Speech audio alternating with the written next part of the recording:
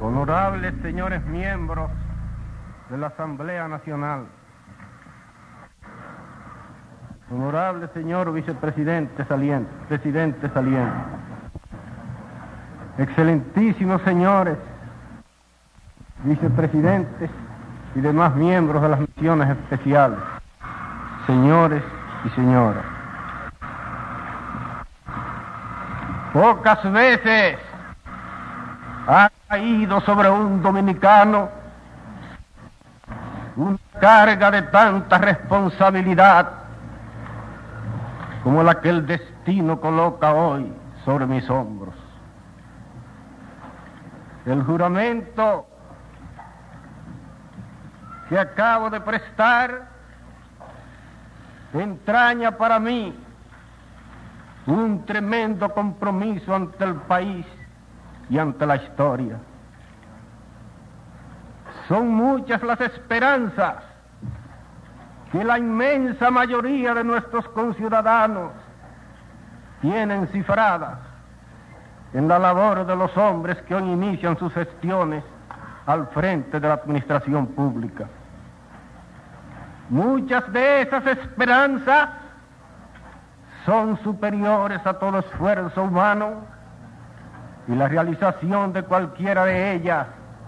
exige un esfuerzo que necesariamente requiere una inmensa capacidad de sacrificio. Estamos frente a un país deshecho y a una administración hundida virtualmente en el caos. Las elecciones del 1 de junio prueban que las 3/4 partes de la población del país desean vivir en paz y que solo aspiran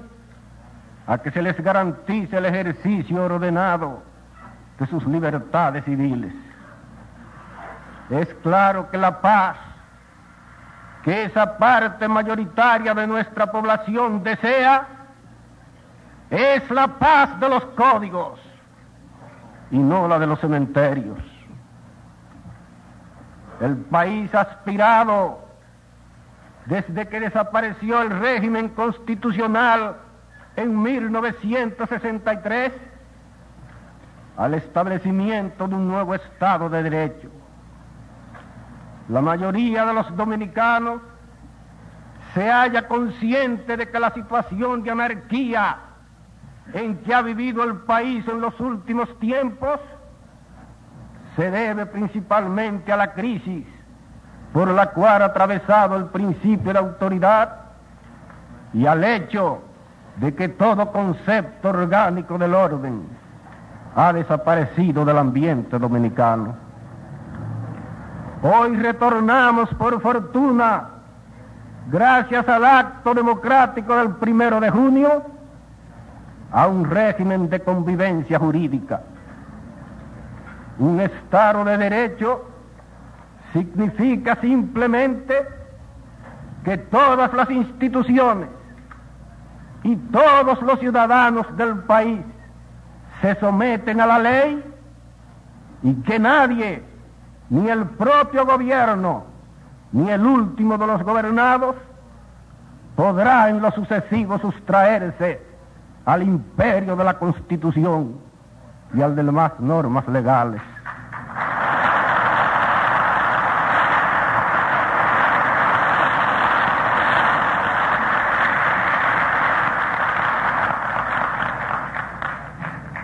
Hay ciertos conceptos fundamentales que requieren ser dilucidados, porque sobre ellos tendrá que edificarse necesariamente el régimen jurídico que en este instante inauguramos. El partido que perdió las elecciones del 1 de junio actuó como gobierno durante un periodo de 7 meses en 1963. Nadie niega que el régimen que instauró ese partido a partir del 27 de febrero de ese año representó un esfuerzo para afianzar la democracia en las instituciones dominicanas.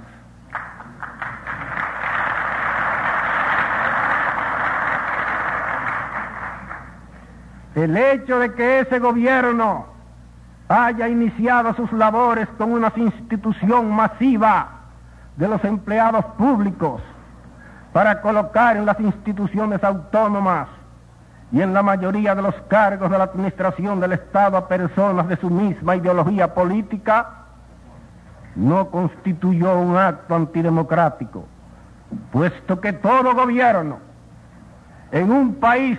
regido de acuerdo con los sistemas de la democracia representativa es producto de una pugna, y es lógico pensar que los hombres que se lanzan a una lucha política no solo combaten por ideas, sino que también se mueven impulsados por aspiraciones materiales. El gobierno que hoy iniciamos se propone ser, sin embargo, comedido en el ejercicio de ese derecho. No podemos ni queremos defraudar las aspiraciones legítimas de aquellos que se entregaron con fe a la causa de nuestro partido y que aspiran hoy a desplazar de sus posiciones a otros que también llegaron a ellas como resultado de una pugna electoral o de un juego de combinaciones políticas. Pero no llevaremos ese derecho hasta el punto de utilizar el viejo sistema de entrar a saco en la administración pública para lanzar a la calle a toda la empleomanía de los municipios, de las empresas estatales y del Estado. Tendremos necesidad imperiosa de sustituir a muchos funcionarios que ocupan posiciones claves en la administración pública y que las usaron deliberadamente en las pasadas elecciones para favorecer su propia causa política. También tendremos que sustituir a todos los que ocupan posiciones desde las cuales es posible sabotear la labor del gobierno o entorpecer en alguna forma sus ejecutorias.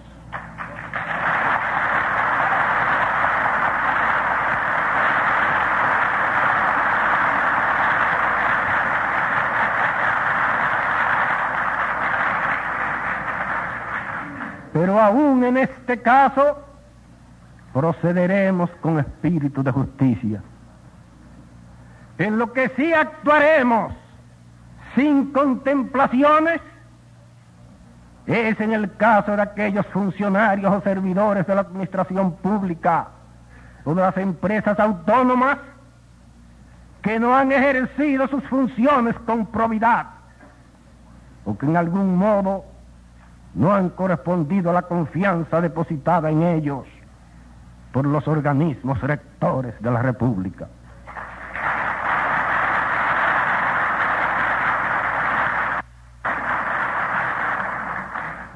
Reitero el propósito que expuse durante la pasada campaña electoral de utilizar en el gobierno a todos los dominicanos y de tomar en cuenta la idoneidad y la decencia y no la ideología política.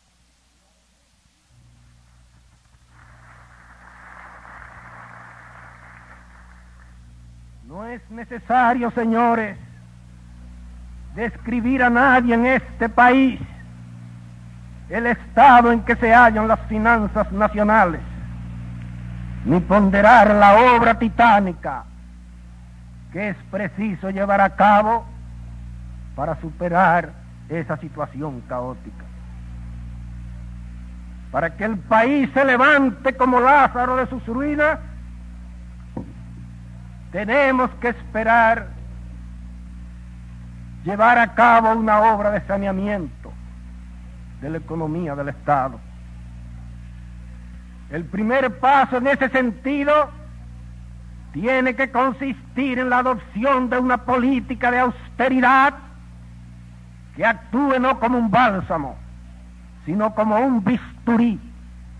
sobre las llagas que hay que extirpar a sangre fría.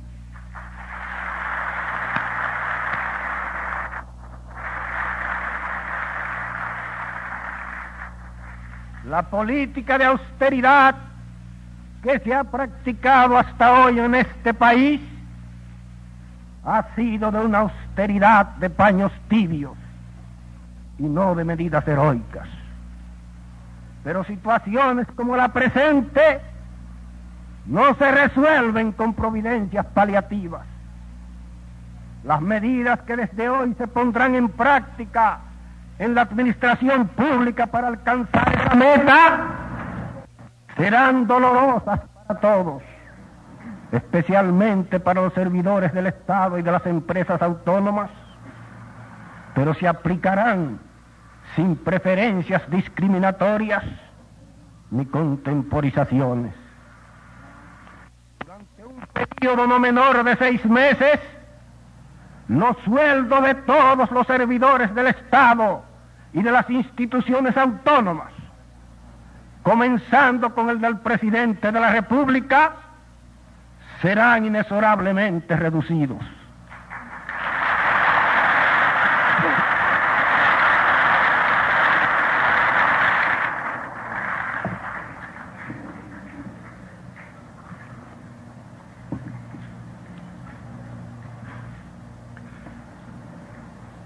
El sueldo del presidente de la República, llamado a servir de ejemplo, será fijado en la suma de 750 pesos mensuales, y el de todos los demás servidores del Estado y de las instituciones autónomas se reducirán según una escala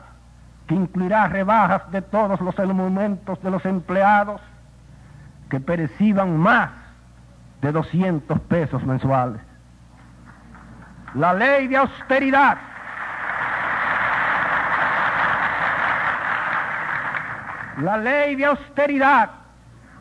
de una duración mínima de un semestre que el Poder Ejecutivo presentará al Congreso Nacional en la primera de sus sesiones ordinarias, establecerá que ningún funcionario público, sea del Estado,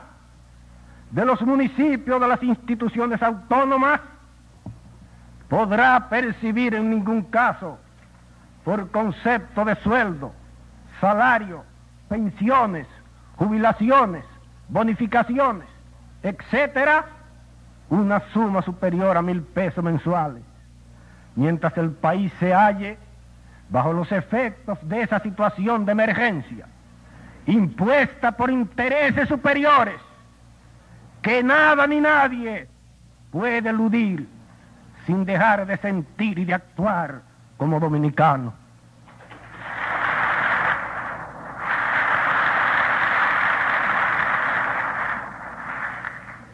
Los vehículos al servicio de los diferentes departamentos de la administración pública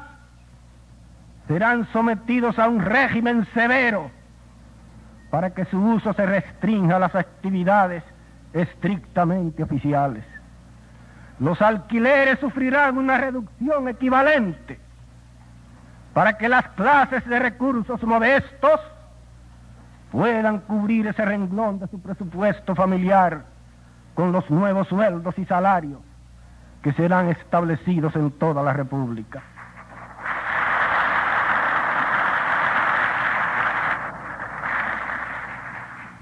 Diferencias sustanciales se establecerán en las tarifas relativas a los servicios de utilidad pública entre las clases pobres y las acomodadas. Se emprenderá de inmediato la reforma arancelaria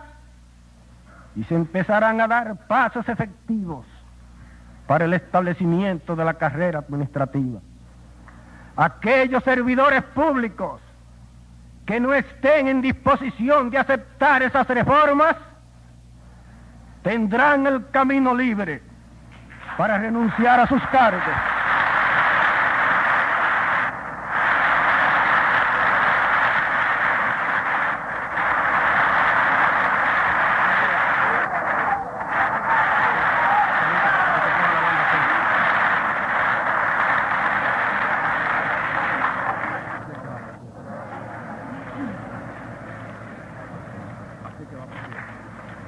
Arréglala. Yo se lo permítame, presidente. Así, ahora, un momento. Así, porque perdón, había que hacer eso, ustedes están bien preocupados. Así está bien.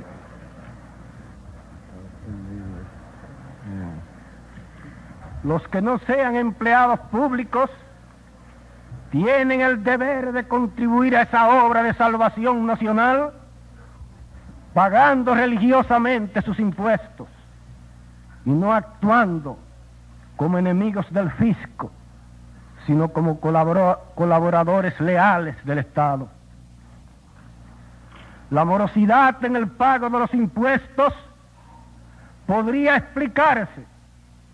cuando los recursos del Estado se dilapidaban y cuando la política fiscal se conducía en forma contraria no solo a la economía de la nación, sino también al de la propia soberanía y al de la propia subsistencia de la República. Pero de ahora en adelante, de la caja pública no saldrá un céntimo para ser malgastado o para ser invertido en aventuras administrativas.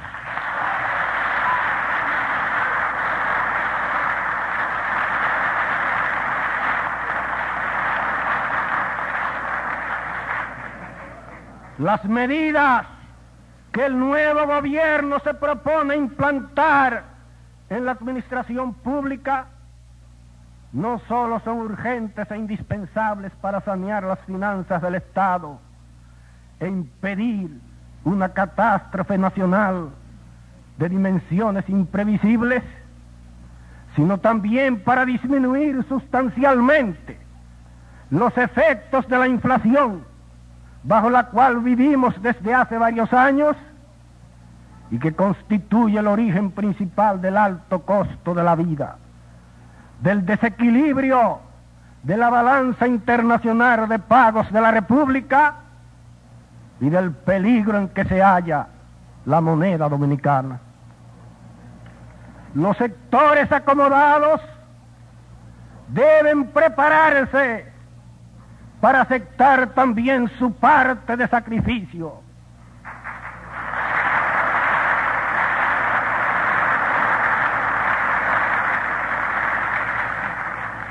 Su parte de sacrificio en la tarea de la reconstrucción de la economía dominicana y en la más hermosa aún, de reducir las situaciones de desigualdad que actualmente existen entre los niveles de vida de nuestras distintas clases sociales.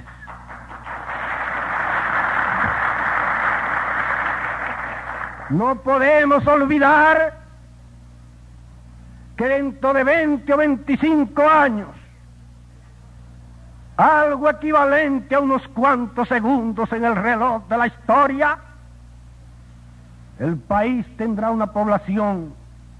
de 7 u 8 millones de almas, y que esa explosión demográfica hará saltar en astillas nuestra organización social y política si no se toman desde ahora las medidas necesarias para corregir los desajustes que ese hecho está llamado a producir en la sociedad dominicana. Cuando se inició en 1962 el Consejo de Estado, tuve oportunidad de cambiar impresiones acerca de la presa de Taveras con el entonces director de la Alianza para el Progreso, señor Teodoro Moscoso, y oí con asombro de sus labios el temor de que la realización de esa obra no fuera en aquel momento práctica, debido a que la superproducción agrícola que se obtendría gracias a esa presa no encontraría mercados apropiados. Los hechos, sin embargo, han desmentido esa previsión, quizás lógica, en el momento en que se hizo, porque lo cierto es que ahora mismo tenemos una producción agrícola deficitaria en muchos aspectos y que dentro de pocos años no dispondremos de un área bajo cultivo suficiente para satisfacer las necesidades de nuestra población subalimentada.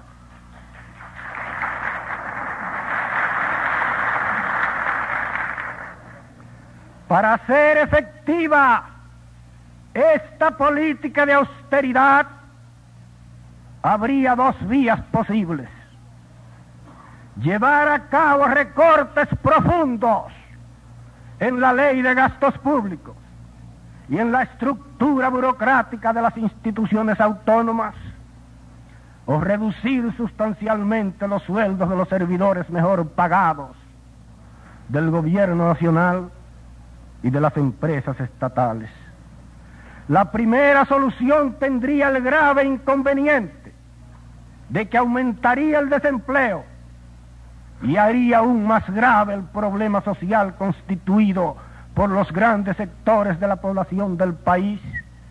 que carecen actualmente de ocupaciones remunerativas. Esa solución, por otra parte, tendría muy poca influencia sobre la marcha ascendente de la espiral inflacionaria, bajo la cual vive desde hace varios años la economía dominicana. La segunda vía, por el contrario, no agravaría el problema del desempleo y tendría la enorme ventaja de que podría influir decisivamente sobre el fenómeno inflacionario que ha desarticulado la economía nacional y que ha hecho ascender vertiginosamente en los últimos años los índices del costo de la vida. La inflación, como se sabe, es un hecho económico que obedece en gran parte a la elevación de los sueldos y de los salarios, al aumento del costo de producción en la empresa pública o privada y a la hipertrofia del crédito y de la circulación monetaria. Si la economía que se obtenga con la reducción de los sueldos de los servidores públicos se aplica en parte al saneamiento de las finanzas del Estado y en una proporción adecuada a la apertura de nuevas fuentes de trabajo, gracias a la construcción de obras útiles de infraestructura,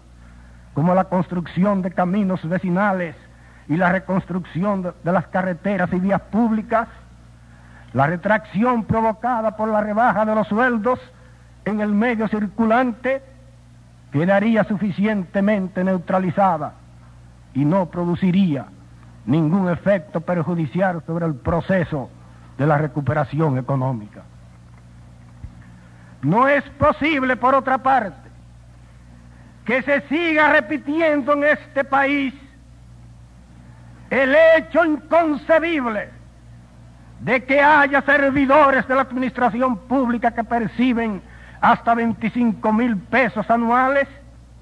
independientemente de las bonificaciones que obtienen por vía indirecta, mientras las 3/4 partes de la población muere de hambre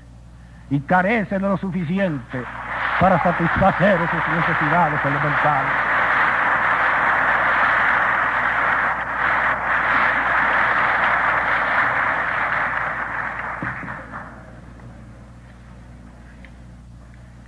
Esta situación repugna no solo ante Dios, sino también ante la conciencia de todo ser humano.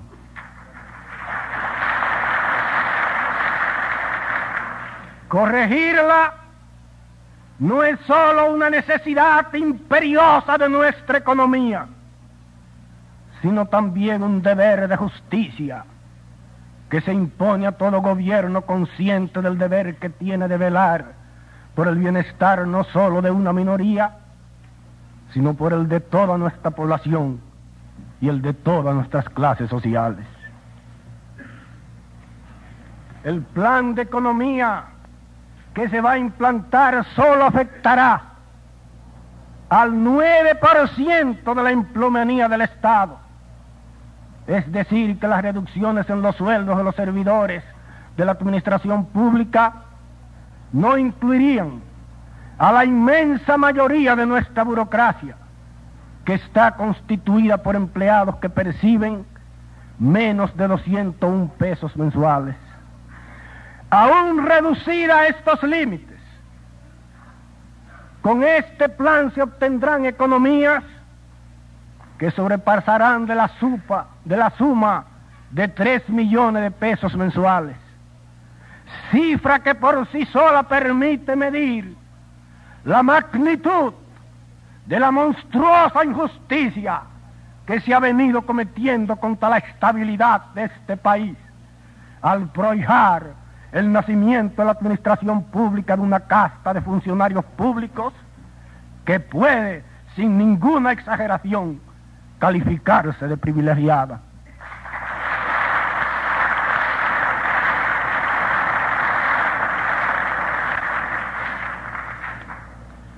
El caos administrativo en que hemos vivido ha creado, entre otros problemas, el del abuso que se ha hecho de las pensiones y jubilaciones. Actualmente, sin contar con las pensiones y retiro que se han hecho en virtud de la ley orgánica de las Fuerzas Armadas, el presupuesto de las pensiones y jubilaciones que gravita sobre el Estado asciende a cerca de 4 millones de pesos anuales. Suma exorbitante, no solo desde el punto de vista económico, sino también desde el punto de vista moral, porque se ha llegado hasta el extremo de que infinidad de personas, en la plenitud de sus facultades físicas e intelectuales, y sin haber llegado a la edad requerida por la ley, se encuentran lujosamente pensionadas y jubiladas. Muchas de esas pensiones y jubilaciones ascienden a sumas superiores de 1,000 pesos mensuales y favorecen en algunos casos a personas que ocupan posiciones remunerativas en la vida privada. Lo triste de esta situación no reside solo en la sangría que esta fiesta de pensiones y jubilaciones representa para la economía del Estado, sino en el hecho de que estamos convirtiendo nuestro país en un pueblo de inválidos, o fomentando la ociosidad y el privilegio con la creación, dentro de la colmena que debería ser nuestra sociedad, de un gran número de zánganos que consumen alegremente bienes y recursos que podrían utilizarse con más provecho en beneficio de nuestra población más necesitada.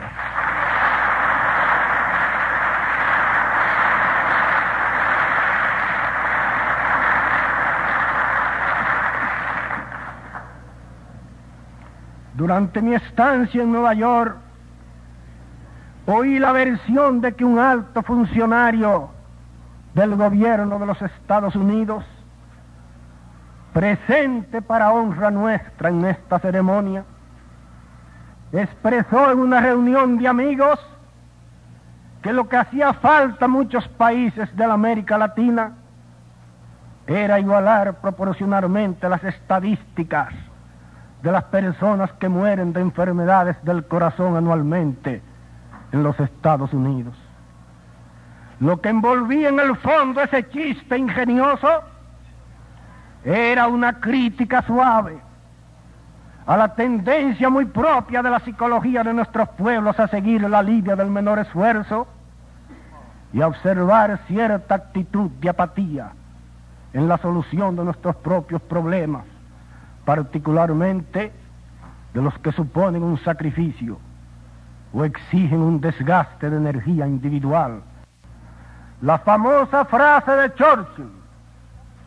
cuando decía en plena guerra a la población británica que no tenía nada que ofrecerle excepto sangre, sudor y lágrimas, es la única que el gobierno que hoy se inicia podrá usar para dirigirse en los próximos 6 meses al pueblo dominicano.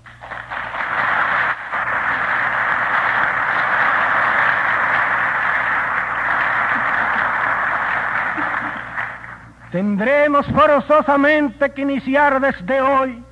un período de sacrificio, de austeridad, de privaciones, y hacer voto no de pobreza, pero sí de moderación y de continencia. En cambio, cuando pase este período mínimo de estrecheces y de penurias, empezaremos a cosechar el fruto que hayamos regado con el sudor de nuestras frentes. Al término de ese periodo de austeridad, habremos equilibrado el presupuesto nacional, habremos reducido el déficit de nuestra producción agrícola, habremos creado nuevas fuentes de trabajo, habremos demostrado que somos capaces de vivir del sudor de nuestra frente antes que de las dádivas que nos llegan del exterior, y habremos establecido finalmente las bases para una promoción económica verdaderamente efectiva.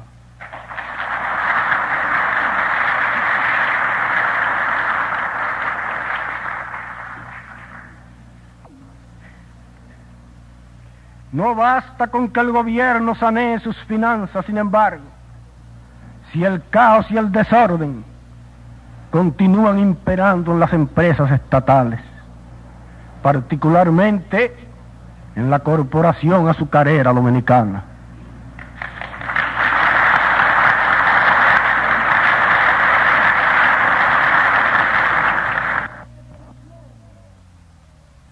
Lo primero que se requiere y lo primero que nos proponemos hacer es sanear esas corporaciones. Pero no hay posibilidad de equilibrar la economía de esas empresas si no se saca de ellas la política. En ese sentido, me apresuro a declarar que ningún miembro del Partido Reformista ocupará en esas empresas posiciones desde las cuales el interés político pueda gravitar.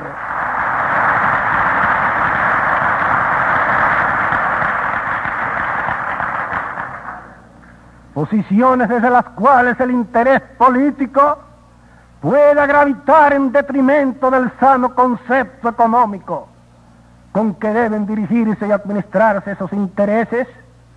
íntimamente ligados al desarrollo industrial y con influencia decisiva sobre toda la economía dominicana. Las personas que procedan de otros partidos y que ocupen posiciones de la categoría de las ya señaladas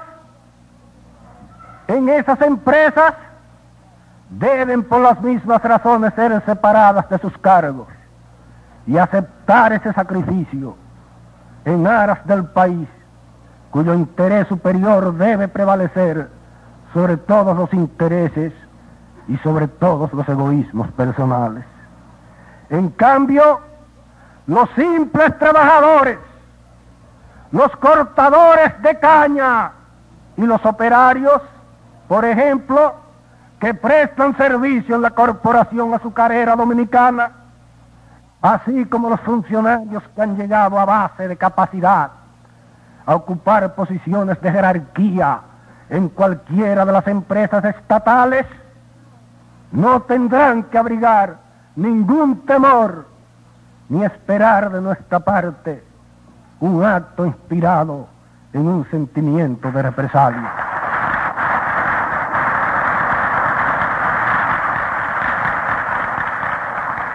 Si por algo me he distinguido en la vida pública, es por mi amistad, por mi devoción a las clases humildes y a las masas trabajadoras.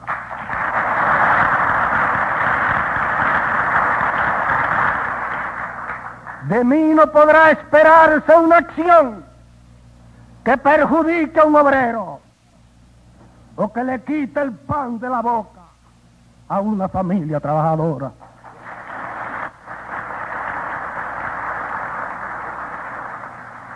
Lo que sí deseo y estoy dispuesto a llevar a cabo por encima de todos los obstáculos, es impedir que los trabajadores sean explotados por los políticos o que se les utilice como simples instrumentos por partidos que obedecen a sus propios intereses, aunque proclamen a todos los vientos que se hallan al servicio de las clases asalariadas.